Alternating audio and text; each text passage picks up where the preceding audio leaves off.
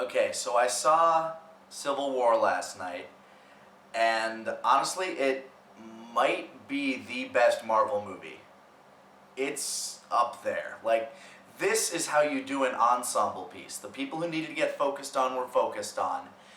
The conflict had actual motivations behind it that were, like, flushed out and really tied into the overall story that they're telling, and it, oddly enough, leaves you in a good place when you're done with the movie. It's going to be very interesting to see where the Marvel Universe goes from here, without giving away too many spoilers, but I personally really look forward to seeing what comes next, and that's one thing I was kind of worried about going into this movie was, after I see this, am I going to care about the next couple of Marvel movies? Like, where is this going to leave us? And I'll tell you right now, it leaves you in a pretty good spot, I feel, for moving forward onto, towards Infinity Wars.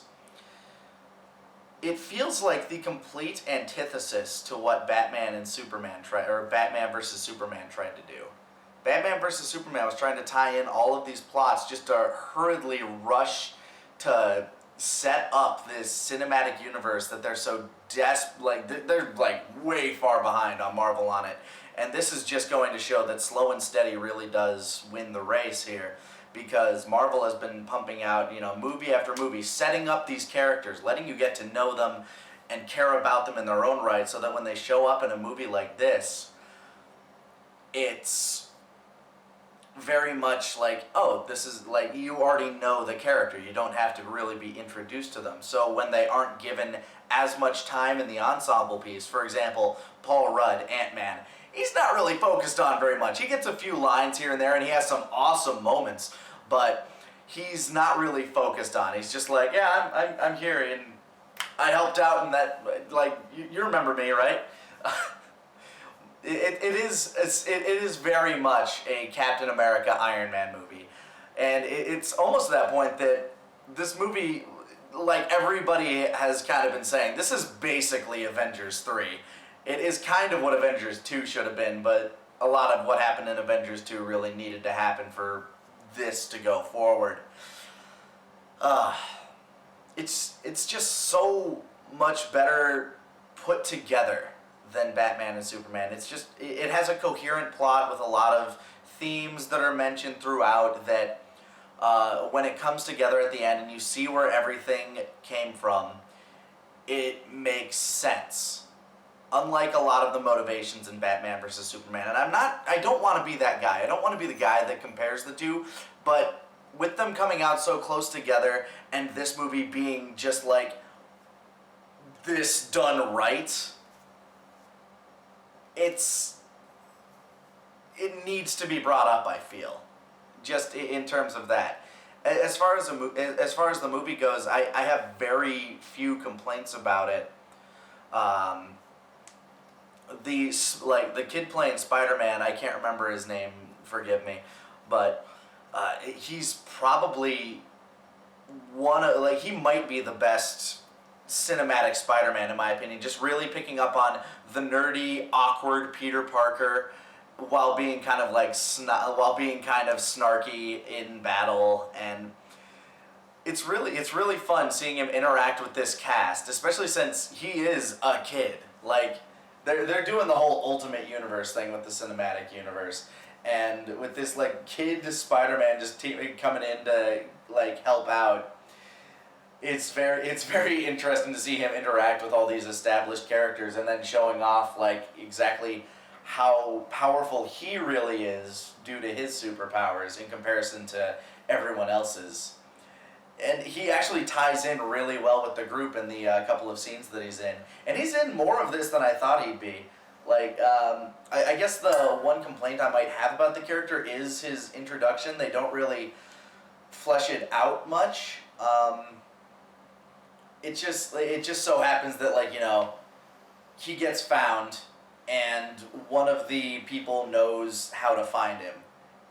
And I don't want to give away too many spoilers, but obviously he gets tied into this mess somehow. So somebody knows how to find him and knew who he was, and And it bothered me a little that it's just like, oh, well, out of nowhere, here's this guy. But at the same time, it doesn't bother me too much because it's like, yeah, sure, this guy exists and somebody found him. It works out. I mean, you're working with a group of people with all this information available and all these spies. Surely a bunch of information would pop out here or there. It actually kind of reminds me of the setup to Spectacular Spider-Man in a little sort of way, like, or not Spectacular Spider-Man. What's the one that's going on currently? The one where he's like teamed up with like Iron Fist and Supernova. I can't remember which one that is. If it's not Spectacular, then I don't remember what it's like. The Amazing Spider-Man or fuck it. There's been way too many Spider-Man television shows. I can't remember what the current one is called. Somebody in the comments will say. I'll thumb it up and say that's the one or something like that. But that's kind of what that reminded me of, and it's great seeing all these characters just interact with each other. The introduction of Black Panther was really cool. I'm not really sure where his powers come from. They don't really delve into that. I'm sure the Black Panther movie will tell us a bit more, but his introduction and the way he works with the group, also very interesting, and it ties in well with the story and the universe. It just... Marvel has done such a good job of making this feel like a fleshed out universe. And sure, there's probably a lot of continuity errors here and there, but overall it just feels like such a solid universe that it's hard to find a lot of things to complain about. As far as filmmaking goes, the only issue I really had with it were... okay, there are a couple of things. One is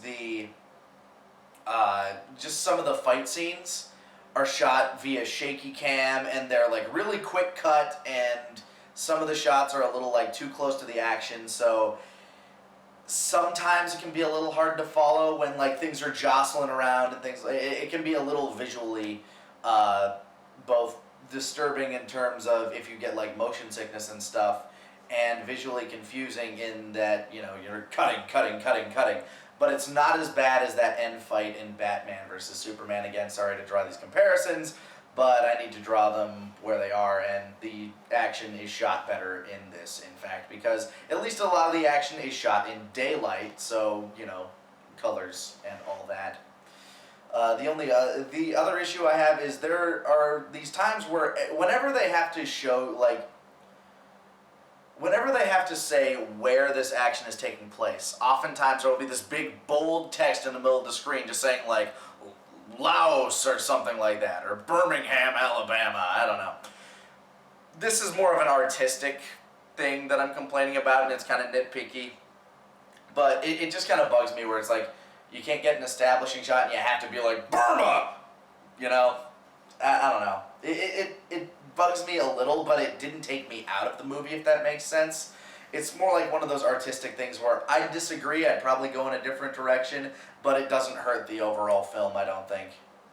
Not in my opinion, anyway. But yeah, man, what a solid movie from front to back. It's... Yeah, I think, like, it got done, like, with everything they wanted to do. Like, before this... Captain America Winter Soldier was probably the best movie, but now this one, man, I it's so good that I don't see movies multiple times very often these days. Last time I would have done it was probably Star Wars, and, I mean, come on, it's Star Wars and I'm me. But this one, geez, I'm probably going to have to see this one again. Like, it's really good. I highly recommend it. Like, the action is solid. And only like a few times is it shot in that confusing way. And by the way, the battle scene between the heroes, so good. Like, this is something that I've always kind of wanted in superhero movies, where a lot of these Marvel movies, they have this problem where every time they introduce a hero, they always fight a villain with the same exact power. But with this, you're getting a bunch of heroes with a bunch of different powers going up against each other and seeing how those powers interact, how they work well together. Like, you get to see some really cool team-up attacks. You get to see, you know, how does Ant-Man fight Iron Man? How does Ant-Man fight Spider-Man. How does Spider-Man fight, Falcon? Like, what do their powers have to give them an advantage over somebody else? And it's really cool to kind of see that kind of thing, especially when you have all these characters that have already been established for you, and you're looking forward to seeing, and you like pretty much all of them. And it's fun to see them interact with each other and even come to blows with each other just to see which one is superior, I suppose. And it sets up really well for the Spider-Man Homecoming video. Homecoming video. It sets up really well for the Spider-Man Homecoming movie at the end. Of course, this is Marvel, so you do want to wait to the there's always going to be the halfway credit scene, and then there's going to be the final credit scene. And while I don't think these are of the same vein as, the reveal of Thanos or let alone Nick Fury walking in at the end of Iron Man, it's still really cool. Like, just all this stuff that they're setting up. I don't like to give too much praise to big media companies, but Disney has done a really good job putting this cinematic universe together. It is just such a good film. God damn. By that, of course, I mean it's a great popcorn. I'm not calling this movie Citizen Kane or anything like that, but it's a very solid, well put together blockbuster that I don't think I could recommend more than I am right now. Really, it's worth a solid watch. I definitely recommend it. Oh man, I'm sure a lot of you have already seen it by now. Obviously, keep spoilers to a minimum in the comments if at all possible. Because this one, man, there's a lot of stuff that happens in this one, and while there's a lot of things that happen fairly early on in the movie that allude to things that'll happen later on, and it's all pretty obvious, if you ask me. I'm able to call quite a few of the twists and turns for a lot of these movies that I see these days, and I think it's just some people have this thing where they look at things as a writer, and that's kind of what I do. I look at things, I look for themes, and I'm like, okay, so this is going to be that, and this is what happened there, etc.